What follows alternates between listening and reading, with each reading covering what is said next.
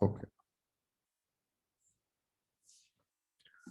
तो फिर जो है यानी हम अगर फिर इनवर्ड जा रहे हैं, आउटवर्ड जाओगे तो स्पेस में, आउटर स्पेस में जाते जाओगे, और यूनिवर्स जो है एक्सपेंड कर रहा है। अगर अगर आप सोचो, फिर आप ये कह सकते हो, दोनों बात का भी आप ध्यान रखना, दो फैक्टर, कॉम्प्लेक्सिटी और पैराडॉक्स। आप देखिए, यूनिवर्स जब एक्सपेंड कर रहा है और यूनिवर्स की उत्पत्ति मान लो 14.6 बिलियन ईयर्स पहले हुई है, बिग बैंग, तो 14.6 बिलियन ईयर्स अगो यूनिवर्स बना। तो if you travel 14.6 billion light years, okay, suppose if you go beyond 14.6 billion light years, एक लाइट ईयर में, एक लाइट एक ईयर में कितना ट्रेवल किया, then you will reach the edge of the universe. 14.6 billion light years away will be the edge of the universe, theoretically you can say, but this is not the case because universe is expanding, वो फैल रहा है, जब से उत्पत्ति हुआ उस समय से फैल रहा है, और लाइट जो है वो यूनिवर्स के अंदर है, यूनिवर्स के अंदर लाइट ट्रेवल कर रहा है उस स्पीड से, 3 लाख किलोमीटर प्रति सेकंड की स्पीड से। ओके, तो यूनिवर्स भी जो एक्सपेंड कर रहा है उसके अंदर लाइट ट्रेवल कर रहा है, तो अगर आप फिर यूनिवर्स के अंदर ही 14.6 बिलियन लाइट ईयर्स अवे जाओगे तो भी यूनिवर्स के अंदर ही रहोगे। ओके, तो दिस इज द पैराडॉक्स। तो अब सवाल उठता है कि फिर यहां पर तो एज ऑफ द यूनिवर्स कहाँ है? Edge of the universe you can never reach theoretically. और क्योंकि दूसरी बात है, क्या बता रहे थे दूसरी बात, चलो अब याद आएगा तो बोलेंगे। तो इसका मतलब हो गया कि यूनिवर्स जो है उसमें अब लाइफ जो है यूनिवर्स में अभी तक हम जान रहे हैं सिर्फ अर्थ पर ही है। तो अगर ये थियोलॉजिकल थ्योरी के हिसाब से चलें तो इसने क्या कहा कि जितने भी जीव जंतु, पेड़ पौधे, सूक्ष्म जीव, बड़े जीव, मल्टी सेलुलर, यूनिसेलुलर, सब का जो उत्पत्ति जो है गॉड ने अकेला अकेला किया, इंडिविजुअल अलग अलग भेजा। और डार्विन ने क्या कहा? Life has evolve from the complex, life has evolve from the simple forms of the life. इस तरह से बायोडाइवर्सिटी जनरेट हुआ। दोनों अलग अलग बात कह रहा है। डार्विन का सिद्धांत साइंटिफिकली अप्रूव हो गया, माना गया, और इसके एविडेंस मिले, और इसी पर पूरा आपका इवोल्यूशन बेस्ड, जो कि मॉडर्न नॉलेज हम लोग के पास है आज के डेट में, जिसका एविडेंस हमारे पास है फॉसिल के माध्यम से। ओके, तो इसका मतलब है कि लाइफ जो है अर्थ पर अपीयर हुआ। तो अर्थ पर जब अपीयर हुआ तो यहाँ पर सवाल है, तो फिर इतने सारे कंडीशन, इसके पीछे भी जरूर कोई फोर्स रहा होगा, गॉडली की एक्टिविटी कोई होगी। तो क्या ये एक कोइंसिडेंस तो नहीं है कहीं कि लाइफ जो है अर्थ पर है? गलती से मिस्टेक हुआ मान लो, क्योंकि पूरे यूनिवर्स में कितनी गैलेक्सीज हैं? 10⁻11 अप्रोक्सीमेटली, और एक गैलेक्सी में 10⁻11 स्टार्स हैं। तो टोटल स्टार्स हो गए गैलेक्सी यूनिवर्स में अराउंड 10 आपका 22, इससे भी ज्यादा है, 22 से भी ज्यादा है। तो कितनी बड़ी संख्या है, और इस सब स्टार के अपने अपने प्लैनेट्स हैं, प्लैनेटरी सिस्टम्स हैं। तो कितने सारे प्लैनेट्स होंगे, और इन प्लैनेट्स पर किसी न किसी प्लैनेट पर तो जीवन संभव होगा ही। तो उसी प्लैनेट में हम, सौभाग्य से हमारा ही प्लैनेट है। ओके, हो सकता है और कुछ हो, क्योंकि इतनी बड़ी संख्या है तो पॉसिबिलिटी, जो प्रोबेबिलिटी है वो बढ़ जाती है जहां पर लाइफ होने, क्योंकि लाइफ होने के लिए फिर क्या चाहिए? एक हैबिटेबल जोन होना चाहिए। और एग्जैक्टली ये it is because of the coincidence that earth lies in the habitable zone in the solar system. Earth से थोड़ा सा वीनस की तरफ चले जाए या बाहर की तरफ सोलर सिस्टम के आउटर साइड यानी मार्स की तरफ चले जाएं तो हैबिटेबल जोन से बाहर हो जाता है अर्थ। ओके, समझ रहे हो बात को? आप सिर्फ इतना सोचो कि अर्थ जो है टिल्टेड है 23.5 डिग्री। ओके, और ये एक साल में सन के तरफ चारों ओर चक्कर लगाता है, तो ये सिर्फ 23.5 डिग्री एंगल की ही वजह से जो हिस्सा ऊपर या नीचे हो जाता है रोटेशन के दौरान अर्थ के चारों बगल, बस इतना सा ही अंतर से गर्मी और सर्दी हो जाती है, क्लाइमेट में इतना चेंज हो जाता है अर्थ में। तो हैबिटेबल जोन में अर्थ जो है बैलेंस्ड है। तो क्या है, ये कोइंसिडेंस है। साइंस कहता है ये कोइंसिडेंस है कि कोई गॉड ने इसको स्थिर नहीं कर दिया। बहुत सारे प्लैनेट्स हैं, उनमें से यह जो है बाय चांस जो है इस ओरिएंटेशन में है अर्थ। तो the composition of our sun is just right, the distance of the earth to the sun is just right, यही हैबिटेबल जोन में है solar system, just right. The size of the earth is just right. अगर earth का size भी matter कर, अर्थ अगर थोड़ा सा बड़ा होता साइज इसका, तो लाइफ फिर पॉसिबल नहीं था उस टाइप के प्लेनेट पर, जिस तरह का लाइफ फॉर्म अर्थ पर है। ओके, अगर अर्थ का साइज बड़ा होगा, डेंसिटी बड़ा होगा, मास ज्यादा होगा, तो आपका वेट बढ़ेगा। तो इस तरह से the orbit of the earth is also just right. ठीक है, तो सन के चारों तरफ जिस ऑर्बिट में चक्कर लगा रहा है, ऐसा नहीं है कि कॉमेट की तरफ ऑर्बिट है, एक टाइम पर सन के एकदम नजदीक आ जाए और फिर बहुत दूर चला जाए जैसे कॉमेट करता है। It is just right. अगर एक टाइम बहुत नजदीक आ जाता है तो कॉमेट जलने लगता है, जब दूर चला जाता है तो पूंछ बन जाता है। ओके, नहीं, जब नजदीक आता है तो पूंछ बन जाता है, जलने लगता है, जब दूर जाता है तो फिर गोल हो जाता है। अर्थ जो है एकदम मोर और लेस सन के चारों तरफ चक्कर काट रहा है इन इट्स ऑर्बिट। थोड़ा डिस्टेंस अलग अलग है लेकिन मोर और लेस, और उसी की वजह से गर्मी, जाड़ा, सर्दी, सब तरह के मौसम आ रहे हैं। The orbit of earth is just right, the size of our moon is just right. हमारा मून भी जो है, मून की वजह से भी अर्थ पर लाइफ जो है इज सपोर्टेड। मून का भी कंट्रीब्यूशन है। And even the giant planets जैसे जुपिटर, जुपिटर अगर नहीं होता तो भी अर्थ पर लाइफ संभव नहीं होती। जुपिटर की वजह से भी अर्थ पर लाइफ, ओके, क्योंकि जुपिटर जो है it works as a shock absorber.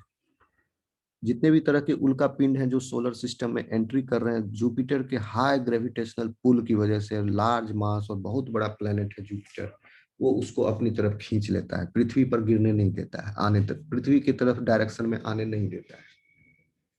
Okay, अगर पृथ्वी की तरफ आ जाएगा तो यहाँ डिस्ट्रॉय कर देगा पूरा अर्थ को, और ऐसा हो चुका है इन द पास्ट, जब उल्का पिंड पृथ्वी पर गिरे, यानी वो बृहस्पति से बच गए उसके ग्रेविटेशनल पुल से। ओके, डायनासोर का जो अंत हुआ एक उल्का पिंड के गिरने से हुआ था। तो इस प्रकार से इन सारी संभावनाओं का योग जो है, ये भी फिर सब को सारे तरह के कोइंसिडेंस मिला के एक बड़ा कोइंसिडेंस जो कि बहुत ही रेयर है, वह क्रिएट हुआ अर्थ पर, जिसकी वजह से लाइफ आ रही है, की उत्पत्ति हुई। तो अब इसका वजह साइंस कहता है कोइंसिडेंस। ओके, और पूजा पाठ वाले जो धार्मिक लोग हैं वो कहते हैं गॉड। तो आप क्या मानोगे, किसको लेके चलोगे? आपके दिमाग में कंफ्यूजन रहेगा, इसको माने या उसको माने। अल्बर्ट आइंस्टाइन कहता है दोनों को मानो। Science without religion is lame, religion without science is blind. आप मॉडर्न रिलीजियस फॉलोअर बनिए जिसमें साइंस को घुसाइए। क्या घुसाओगे? जो कि नॉलेज और आप लोगों को ऑलरेडी हो गया, अब कोई जरूरत नहीं है पुराना एब्सर्ड चीज को मानने का। ओके, उसको मॉडिफाई कीजिए। और क्या कह रहा है? मध्यम मार्गी बनिए, यानी बीच का रास्ता अपनाइए, इसके मानिए उस मानिए। The simple answer to the question is both. It is not a question of science seeking to destroy faith. Science का ये मकसद नहीं है कि आपकी धार्मिक आस्थाओं को ठेस पहुंचाना या उनको डिस्ट्रॉय करना। साइंस जो है अपना क्वेश्चन, जो क्वेश्चन है साइंस में, ये कैसे हुआ, वो कैसे हुआ, अर्थ कहाँ से आया, साइंस उसके आंसर को पाने के लिए उन्होंने सबूत के साथ, नॉलेज के साथ, सबूत, नॉलेज कहाँ से आता है, सबूत से आता है, सबूत के साथ नॉलेज उत्पन्न हुआ, उसकी वजह से फिर डिराइव किया, फिर अदर तरह के एक्सपेरिमेंट्स हुए, उसकी वजह से जो नॉलेज उत्पन्न हुआ, अब उसको लगा उस नॉलेज के लिए साइंस ने इस क्वेश्चन के आंसर को फाइंड आउट किया। तो उससे जो आंसर आ रहा है उसको आप मानिए, ठीक है, क्योंकि साइंस ने इसलिए नहीं किया कि हम आपके फेथ को डिस्ट्रॉय करें, इन्होंने अपने जानकारी के लिए किया। और faith seeking to assert its superiority over science, और faith seeking to assert its superiority over science, या फेथ भी जो है वो जो है साइंस के ऊपर सुपेरियर हो जाए, नहीं। It is rather that both are legitimate visions of the world. दोनों अपना अपना विजन है दुनिया को देखने का। क्योंकि आप साइंस पर होगे तो आप इसको आइंस्टाइन की तरह कि science is nothing without religion and religion is blind without science. Correct? आगे चलें।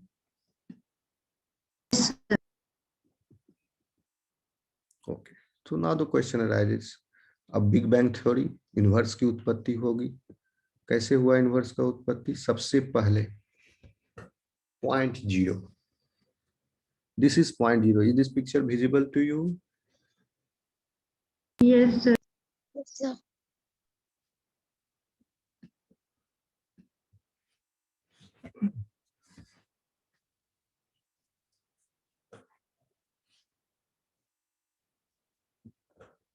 Okay, this is point number zero. अब सबसे पहले क्या हुआ? There was a mysterious energy before the big bang, और वो मैटर नहीं था। तो जब मैटर नहीं था तो वो किसी स्पेस को ऑक्युपाई नहीं कर रहा था, तो यानी कोई स्पेस नहीं था। मैटर का डिफिनेशन है matter is a mass occupying A space, ठीक। तो जब मैटर नहीं था तो मास भी नहीं था। ओके, पूरी तरह से भारहीन, कुछ भी नहीं था, इसीलिए कहता है देयर वाज नथिंग। तो लेकिन नथिंग है तो फिर भी कुछ तो है। क्या था? एनर्जी। और एनर्जी भी हाईली कंडेंस्ड फॉर्म में है, और वो एनर्जी इतना छोटा है, माइन्यूट है, it was like a size of an atom. And that mysterious energy you can call it as a God's energy, और mysterious energy आप इसको कह लीजिए। यहाँ पर आंसर नहीं है what was that साइंस के पास but there was energy, infinitely small energy in size, and then that energy, जब a big bang हुआ, in that energy, that infinitely small energy का मैग्नीट्यूड बहुत बड़ा है, साइज में स्मॉल है, इन्फाइनाइटली स्मॉल इन साइज। उस एनर्जी में इन्फ्लेशन हुआ, बिग बैंग। ये बिग बैंग का स्टेज 1 है। तो पहले इन्फ्लेशन हुआ, यानी वो स्वेल किया, फैला, फूला। आ रही है आवाज आपको? Yes, sir. Yes, तो it became like size of a grape. और ये कितने समय में हुआ? 10⁻⁻43 सेकेंड। सोचो कितना कम टाइम है ये। बिग बैंग स्टार्ट हुआ, फर्स्ट फेज जो है ये, जहां पर 0 से लेके 10⁻⁻43 सेकेंड तक चला गया। इसको बोलते हैं प्लैंक एरा। प्लैंक एरा इतना छोटा था, 1 सेकेंड भी नहीं रहे। 1 सेकेंड तो यहां तक हुआ, 1 सेकेंड के पहले ये 3 एरा है। ये 3 नहीं, एक्चुअली 4 एरा है यहाँ पर, एक इसमें मिसिंग है। ये मतलब मिसिंग नहीं है, मतलब मर्ज कर दिया गया है इसी में, थर्ड वाले में, फोर्थ एरा को। तो ऊपर ऊपर समझ लो, यहां से फर्स्ट सेकेंड है स्टार्टेड, ठीक। और अर्थ जो बना 4.6 बिलियन ईयर्स एगो अर्थ का ओरिजिन है। यानी अर्थ का ओरिजिन, सोलर सिस्टम का ओरिजिन सब एक साथ हुआ है। पहले प्रोटोटाइप अर्थ बने थे, वो 4.6 बिलियन ईयर्स एगो आए थे सन के साथ। तो ये कहाँ आएगा आपका, आप यहां पर 3.4 बिलियन ईयर्स एगो। ओके, और चूंकि ये स्पैन जो है कितने का है, 14 बिलियन साल का है।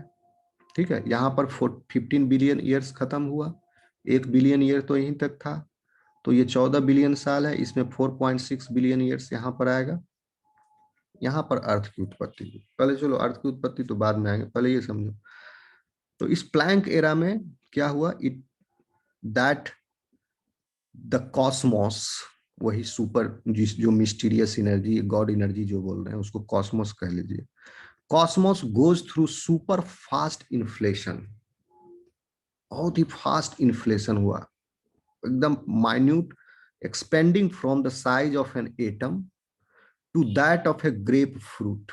अंगूर के दाना इतना बराबर उसका साइज हो गया, सुपर फास्ट, एटम से लेकर के अंगूर के दाना। तो ये कितना बड़ा साइज हो गया, गुना कर लो इसका साइज और इसका साइज, डायमेंशन कर लो तो कितना फोल्ड आ जाएगा। So it is super fast. उसके बाद उस ग्रेप के साइज में आने के बाद उसका फिर पोस्ट इन्फ्लेशन एक्सपेंशन हुआ, वो इतना सेकंड के बाद हुआ।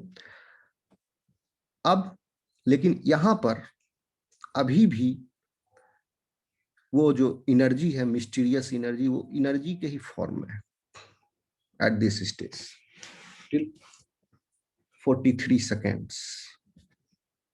सॉरी, वो जो एनर्जी है जब एक्सपेंड किया in this duration infinitely small atom size से टू द ग्रेप साइज, तो क्या हुआ, वहां पर एनर्जी जो है मैटर और एंटी मैटर में कन्वर्ट हो गया। एनर्जी कैन बी मैटर और energy is inter convertible. So in this short duration of time, बहुत ही इनफाइनाइटली स्मॉल ड्यूरेशन है, एनर्जी जो है मैटर और एंटी मैटर के रूप में तब्दील हो गया। एंटी मैटर क्या है, मैटर क्या है, हम आपको बताएंगे। पहले start of the universe matter ज्यादा थे, एंटी मैटर बहुत ही कम था। और जैसे जैसे यूनिवर्स एज करते जा रहा है, बूढ़ा होते जा रहा है, ओके, एंटी मैटर बढ़ते जा रहा है और मैटर कम होते जा रहा है। At present anti matter present in the universe is 85%. Means the mass of the universe, 85% of the mass of the universe is antimatter. Okay, तो आ रहा है समझ में, ज्यादा डिफिकल्ट हो रहा है क्या? नहीं सर।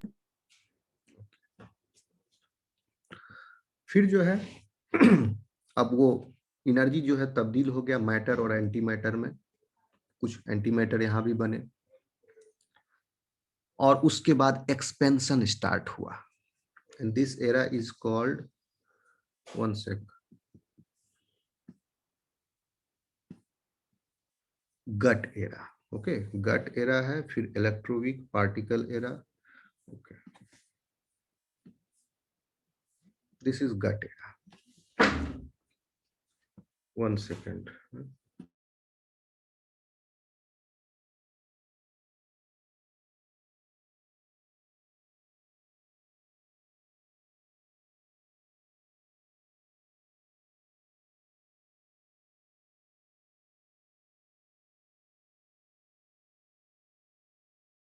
हेलो। तो इन सर।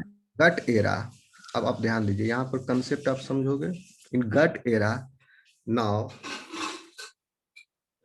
तो सॉरी, इसके पहले जब एनर्जी मैटर में तब्दील हुआ, मैटर और एंटी मैटर में, तो मैटर जो है पहले एलिमेंट नहीं बना। ठीक है, आप क्या जानते हो अभी तक केमिस्ट्री में कि atom is the smallest unit of the matter. ठीक है, और मैटर का प्योर फॉर्म क्या है, एलिमेंट्स है। मैटर कंपाउंड भी हो सकता है, मिक्सचर भी हो सकता है। मैटर का प्योर फॉर्म इज एलिमेंट, कोई भी एलिमेंट प्योर वो मैटर है, ठीक है, एलिमेंट। एंड द एलिमेंट का जो सबसे स्मॉलेस्ट यूनिट है वो क्या कहलाएगा, एटम। ओके, और कंपाउंड का smallest unit is called as molecule. Okay, molecule is composed of 2 or more different atoms. अब आए हम, यानी मैट कहने का मतलब मैटर का जो स्मॉलेस्ट यूनिट है वो एटम ही है। ओके, तो एटम, अभी तक आप यही जानते थे स्मॉलेस्ट यूनिट एटम है, लेकिन फिर सवाल उठता है atom is made up of what. Atom अगर मैटर है तो ये मैटर को भी फर्दर ब्रेक डाउन किया जा सकता है। तो ये बात सही है, इस मैटर को भी ब्रेक डाउन किया जा सकता है एटम को इन सब एटॉमिक पार्टिकल्स। पार्टिकल्स का नाम क्या है, प्रोटॉन, न्यूट्रॉन, इलेक्ट्रॉन्स। सुने हो नाम। ओके, फिर सवाल उठता है कि प्रोटॉन, न्यूट्रॉन, इलेक्ट्रॉन क्या चीज का बना है फिर। ओके, तो आपको हम बताएंगे देयर आर फर्दर सब एटॉमिक पार्टिकल्स। क्या नाम है, क्वार्क्स, लेप्टॉन्स, फिर एक हिग्स गॉड पार्टिकल का नाम सुने होंगे, पेपर में बहुत आया था कुछ दिन पहले, हिग्स बोसोन। ओके, और एक और तरह का बोसोन होता है, गॉसियन बोसोन। तो इस तरह करके बहुत सारे सब एटॉमिक पार्टिकल्स हैं, I will show you in table. और उन सब एटॉमिक पार्टिकल के कॉम्बिनेशन से प्रोटॉन, न्यूट्रॉन्स बने हैं। ओके, और इन सब एटॉमिक पार्टिकल्स का भी फिर एंटी पार्टिकल है। ठीक है, तो उस एंटी पार्टिकल है, एंटी मैटर उस एंटी पार्टिकल से बने। ओके, और मैटर जो है ये पार्टिकल से बने। तो पहले इसी एरा में, यानी विद इन 10⁻43 सेकेंड्स एनर्जी जो है, कॉस्मोस का एनर्जी जो है कन्वर्ट हो गया मैटर और एंटी मैटर में। तो मैटर और एंटी मैटर में जो पार्टिकल्स हैं वो अपीयर हुए सबसे पहले। ओके, क्वार्क्स वगैरह अपीयर हुए, और उसके बाद फिर क्वार्क्स जो है कंडेंस होकर के और अदर पार्टिकल्स कंडेंस होकर के इलेक्ट्रॉन, प्रोटॉन और न्यूट्रॉन का निर्माण किया गट एरा में। यानी 10 टू, मतलब ये सब 1 सेकेंड के भीतर ही हो रहा है इसमें, सेकेंड में। उसके बाद अभी भी एटम नहीं बना है। उसके बाद फिर क्या हुआ, जैसे जैसे एक्सपेंशन हो रहा है कूलिंग भी हो रहा है, क्योंकि जब एक्सपेंड किया था तो बहुत ज्यादा टेम्परेचर था उस समय। Temperature was tremendously high, 10⁻27 degree Celsius. फिर at the third stage within 1 second temperature rapidly cool to 10⁻13 degree centigrade. Okay, चूंकि इतना हाई टेम्परेचर पर क्वार्क्स जो है असेंबल करके प्रोटॉन्स नहीं बना सकते थे, तो इसलिए यहाँ पर क्वार्क का असेंबली नहीं हुआ। अभी तक लाइट नहीं है, समझ लो, ये एक्सपेंशन हुआ है विदाउट लाइट, अभी लाइट आएगा तब ना। ओके, इसलिए इन सब को डार्क एरा भी बोला जाता है यूनिवर्स का। डार्क एरा कहा जाता है यूनिवर्स का तब तक जब तक फर्स्ट स्टार का फॉर्मेशन नहीं हुआ। इस समय तक, फर्स्ट स्टार के फॉर्मेशन तक, universe was like a misty, foggy. फिर क्या हुआ, रैपिडली कूलिंग की वजह से क्वार्क असेंबल हुए और प्रोटॉन, न्यूट्रॉन्स का निर्माण हुआ। And at the first second hydrogen atom has appeared.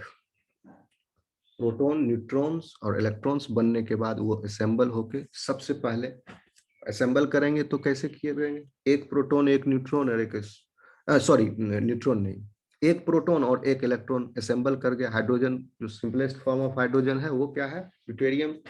एक प्रोटॉन है, एक इलेक्ट्रॉन है, न्यूट्रॉन नहीं है, फॉर्म हो गया हाइड्रोजन का। यही हाइड्रोजन आपके पृथ्वी पर भी है और सन पर भी है। यही हाइड्रोजन सबसे ज्यादा मात्रा में, यही हाइड्रोजन है अर्थ में। और जितना भी हाइड्रोजन अर्थ, ऐसे हाइड्रोजन बहुत कम है अर्थ पर, लेकिन जितना भी फ्री हाइड्रोजन बहुत कम है। हाइड्रोजन सब बाउंड फॉर्म में है, कार्बोहाइड्रेट में, प्रोटीन में, सब आपका बॉडी, प्लांट का बॉडी, इस तरह से वाटर में हाइड्रोजन है। ओके, तो हाइड्रोजन का क्रिएशन हुआ एट दिस स्टेज। ओके, उसके बाद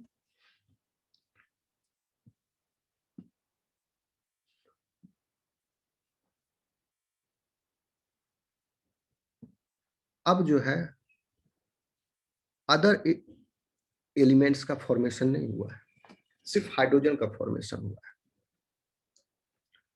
ओके, अब इलेक्ट्रॉन्स जो है हाइड्रोजन न्यूक्लियस का फॉर्मेशन हुआ पहले। Okay, still too hot to form the atoms, charge electrons and protons prevent light from shining. अभी भी बहुत ज्यादा यहाँ पर हीट है, जिसकी वजह से प्रोटॉन और इलेक्ट्रॉन्स अभी भी कंबाइन नहीं हो पा रहे हैं।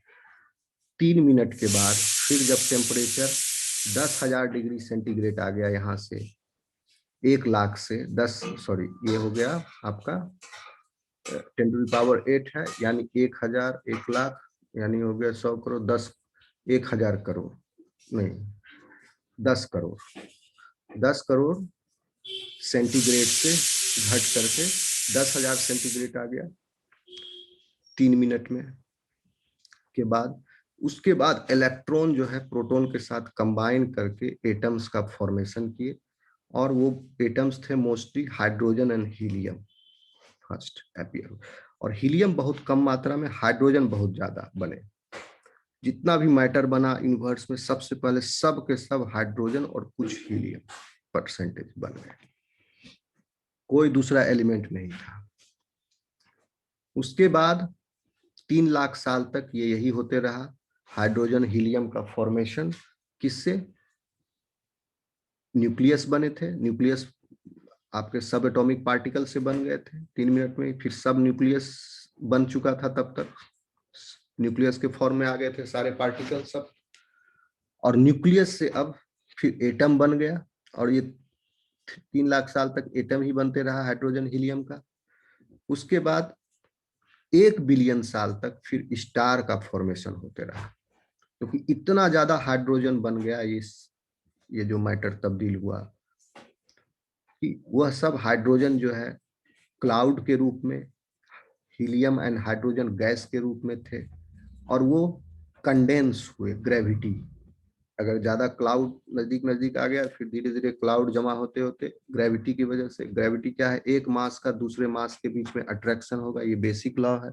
जैसे ही बिग बैंग हो गया हुआ, स्पेस टाइम एंड ग्रेविटी तीनों अलग अलग हो गए, इंटर रिलेटेड है बट तीनों एक साथ नहीं, अलग अलग हो गए, अलग अलग डायमेंशन में चले गए।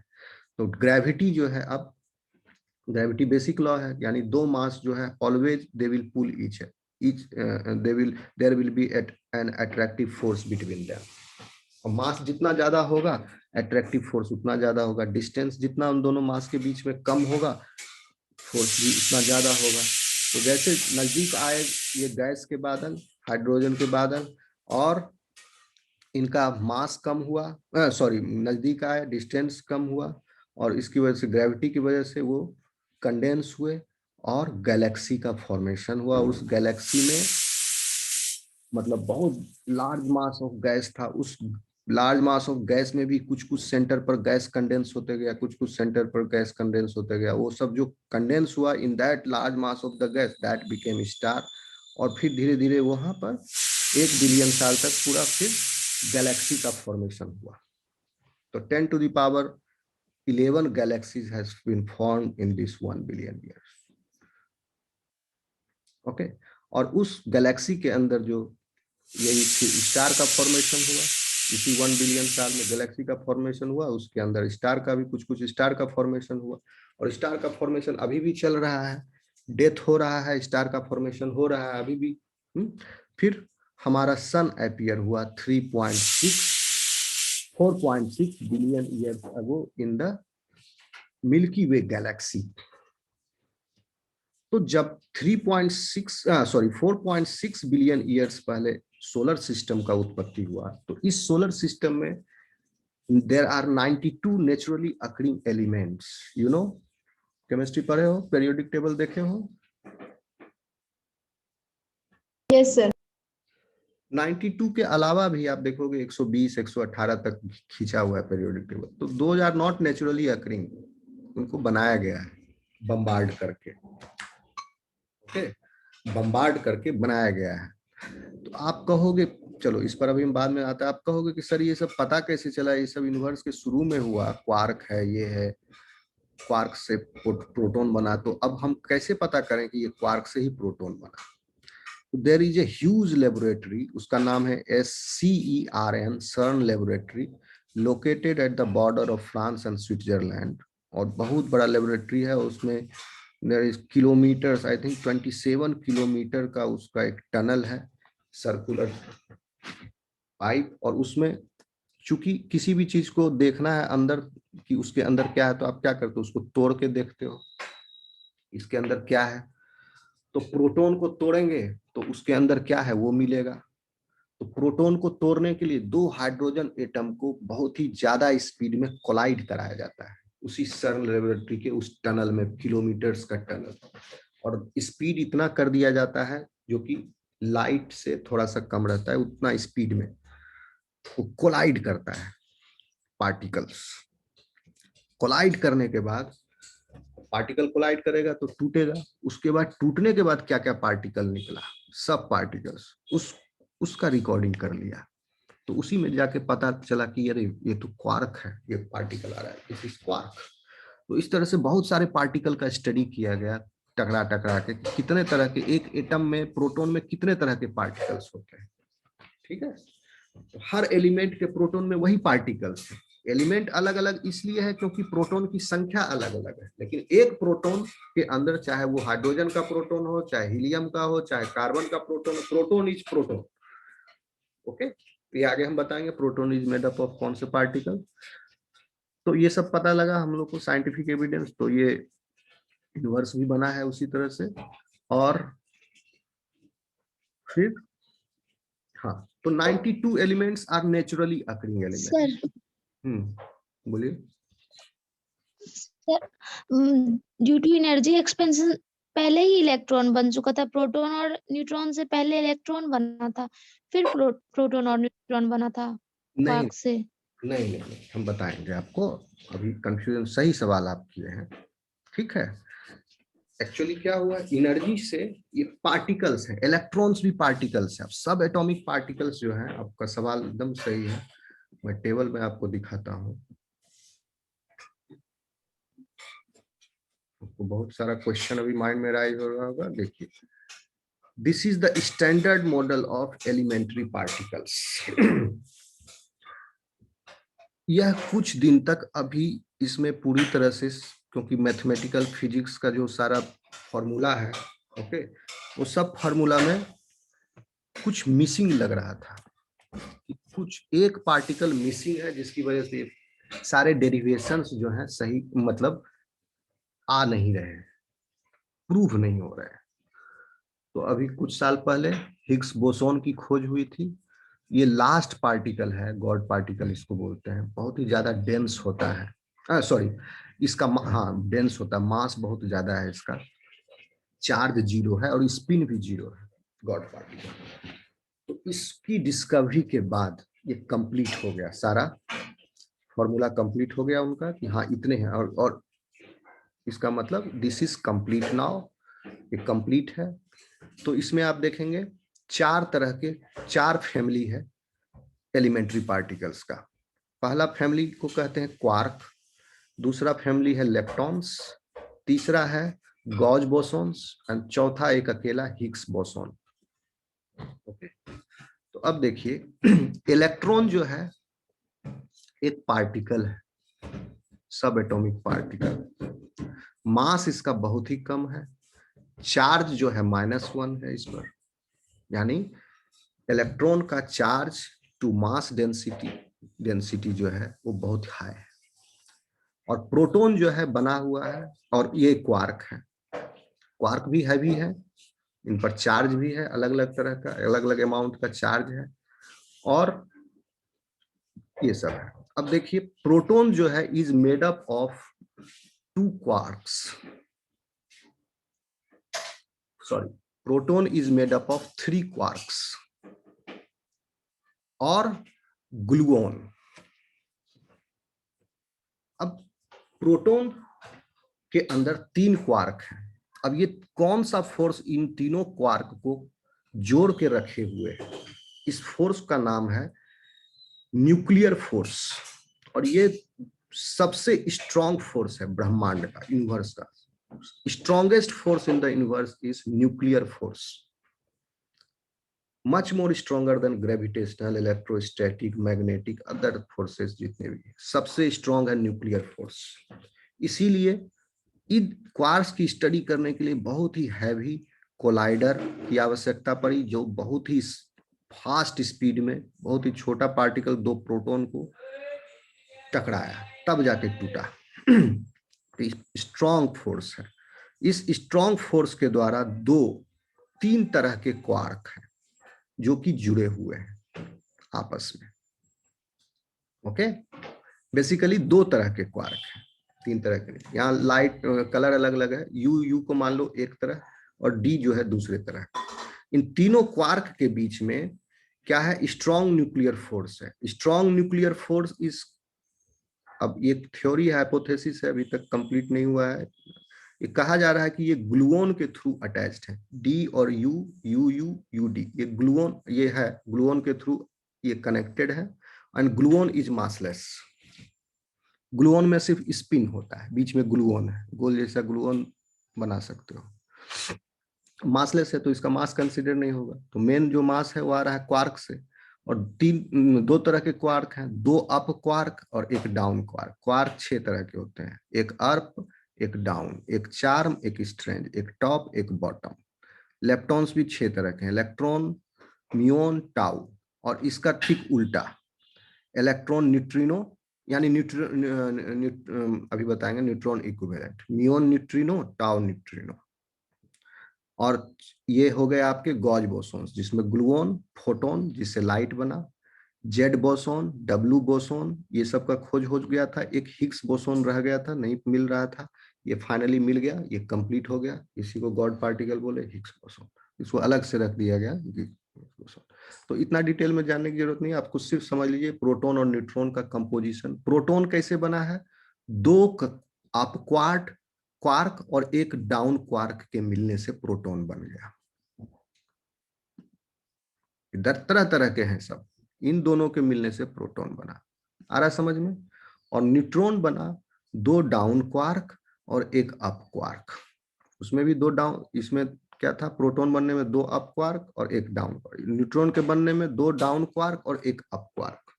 तो प्रोटॉन का चार्ज प्लस है और न्यूट्रॉन का माइनस है, सॉरी न्यूट्रॉन का 0 है। तो आप कैलकुलेट कर लो, आ जाएगा आपको 0। 2 up quark plus 1 down quark. Up quark पर चार्ज है +2 3, 2/3 charge of the electron. Up quark पर है चार्ज 2/3 ऑफ द इलेक्ट्रॉन। दिख रहा है आपको ये टेबल? क्लियर? Yes sir. बड़ा करें क्या? No sir,